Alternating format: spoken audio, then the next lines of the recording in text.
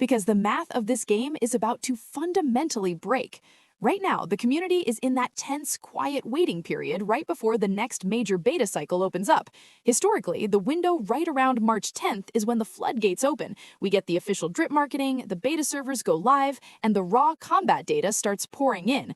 But the early theory crafting we are looking at for version 4.2 isn't just pointing to a few cool new characters, it is pointing to a complete, ground-up overhaul of the Honkai Star Rail combat system.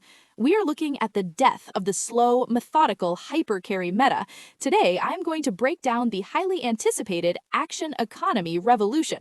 We're analyzing the terrifying new team-wide mechanics of Silver Wolf SP, the stance-dancing versatility of Evanescia, and why HoYoverse is being forced to deploy emergency system reworks for 1.0 legends like Seele and Welt, just so they don't get completely left behind. If you want to future-proof your F2P account, you need to understand where the power ceiling is moving. Let's get tactical. Let's kick things off with the character who is going to rewrite the rulebook, the brand new variant of Silver Wolf. If you look at the original Silver Wolf, her gameplay identity is very clear. She is the ultimate single-target debuffer. You bring her to forcefully implant a weakness, lower defense, and enable your main DPS to nuke a boss. It is a slow, calculated, single-target strategy, but the upcoming SP variant is throwing that entire playbook out the window. Advanced combat data suggests this new version is completely abandoning her old role to become a high-speed, team-wide offensive engine. The core of her theoretical kit revolves around what analysts are calling action-triggered scaling. Here's the breakdown. Instead of relying on her own turns to generate energy or build momentum, she feeds off her teammates. Every single time an ally takes an action, it generates a charge for Silver Wolf SP. Once she hits a specific threshold, she instantly unleashes a massive team-wide offensive buff. Do you realize how insane that is from a mathematical standpoint? HoYoverse is actively punishing slow gameplay. If you are running a traditional team where your supports just basic attack and wait for your 100 speed DPS to take a turn, Silver Wolf SP is going to feel completely useless. She demands that your team operates at absolute hyperspeed. This brings us to the most broken synergy projected for the 4.2 cycle. If Silver Wolf SP requires allied actions to trigger her buffs, then Action Advanced supports are about to become the most valuable units in your entire roster. Think about characters like Sparkle. Sparkle's entire identity is pulling your DPS forward in the action order and giving them extra turns. In a team with Silver Wolf SP, Sparkle isn't just buffing your DPS, she is acting as a dual battery. By forcing your team to move twice as fast, you are generating those action charges twice as fast, allowing Silver Wolf SP to maintain permanent uptime on her ultimate buffs. It creates a perpetual motion machine of damage. You are constantly moving, instantly charging the buff, hitting the enemy with amplified damage, and repeating the cycle before the boss even gets to look at you. If your account is not currently prioritizing speed substats on your relics, you need to start farming right now. The slow lane is about to be completely obsolete. But what if you don't have the units to build a hyperspeed action advanced team? That is exactly where the second major anomaly of version 4.2 steps in. Evanescia. While Silver Wolf SP is designed to be a team-wide engine, Evanescia is theorized to be the ultimate self-sufficient area of effect powerhouse.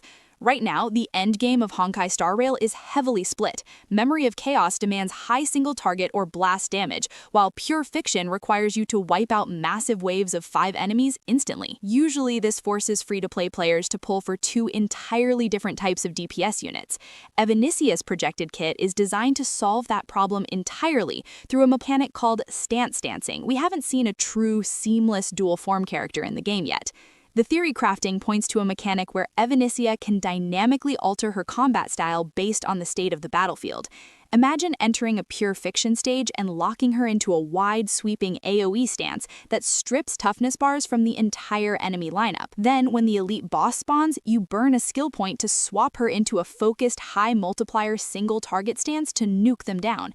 If this dual state mechanic functions the way analysts predict, Evanescia will instantly become the most versatile DPS unit in the game. She is the ultimate safety net for free-to-play players because she condenses the value of an erudition unit and a hunt unit into a single character slot. You pull her once and she clears both sides of the endgame. Now, with these 4.2 characters pushing the mechanical complexity and speed of the game to unprecedented heights, we have to look at the collateral damage. What happens to the characters we pulled back in version 1.0? This is the exact reason why the upcoming beta is heavily rumored to introduce the next wave of core system reworks, or what the community previously referred to as Nova Flare buffs.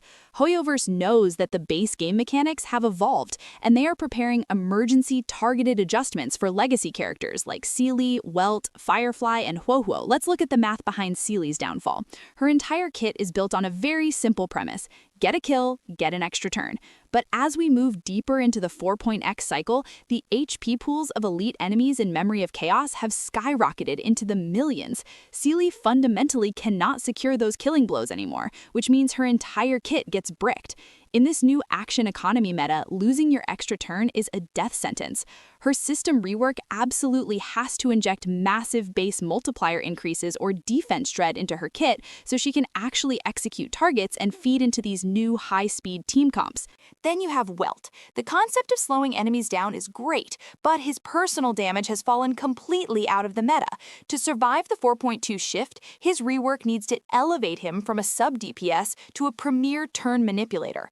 If they upgrade his imprisonment mechanic to severely delay enemy action value while amplifying team speed, he instantly becomes a top-tier support for the new Silver Wolf SP engine. And we cannot forget Huohuo. She is an incredible energy battery, but she has a fatal flaw for the new meta. She is too greedy with skill points. In a team that is taking 10 actions per cycle to feed Silver Wolf's mechanics, you cannot afford to have a sustain unit burning your SP. If your healer eats a skill point, your DPS is forced to use a basic attack, which tanks your overall damage. Huohuo's rework desperately needs to bake SP positivity into her base kit. Otherwise, she will be permanently benched in favor of fully SP positive sustains like Aventurine. So, how do you navigate this massive power shift without ruining your account economy? You need to adopt a strictly disciplined resource strategy right now. First, ignore the bait banners leading up to March 10th. HoYoverse is going to try and drain your stellar jades with tempting reruns just weeks before the 4.2 beta reveals the true meta shift. Lock your wallet. Second, evaluate your relic inventory. Speed is no longer just a luxury stat to hit a planar ornament requirement. It is about to become the core scaling metric for the game's best teams. Stop trashing relics that roll high into speed and action advanced stats, even if they don't have perfect crit damage. You are going to need them to fuel these action-triggered mechanics. Finally, prepare your trace materials. A major meta shift means entirely new optimal team compositions. You don't want to finally pull Evanescia or Silver Wolf SP only to realize you are completely broke on credits and ascension materials. Spend this quiet period hoarding your fuel and farming your calyxes. The rules of engagement in Honkai Star Rail are changing, Trailblazers. The slow, hyper-carry era is fading, and the action economy revolution is here. I want to hear from you down in the comments. Are you hyped for the hyper-speed playstyle of Silver Wolf SP? Or are you saving all your jades for the stance-dancing versatility of Evanescia? And which legacy character do you think needs a system rework the most? Let's debate it down below. If this advanced theory crafting breakdown gave you a clearer picture of the endgame, do me a massive favor and smash that like button. It tells the YouTube algorithm that Trailblaze Tactics is the place to be for elite F2P strategy.